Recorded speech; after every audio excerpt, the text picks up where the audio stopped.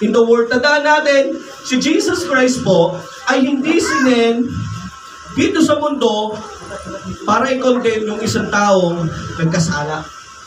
Para i-condemn yung isang taong hindi nagpapatawad.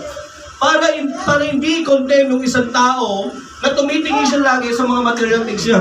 Naparito ang Son of God, no, to save us kasi kailangan natin.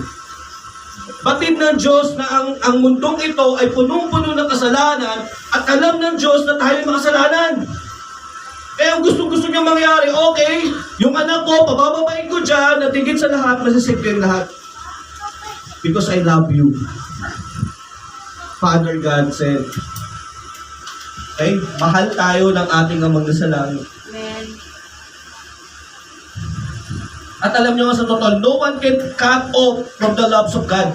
Kaya kapatid, ito minsan nagiging problema sa mga churches or even sa ating mga Christian. Kapag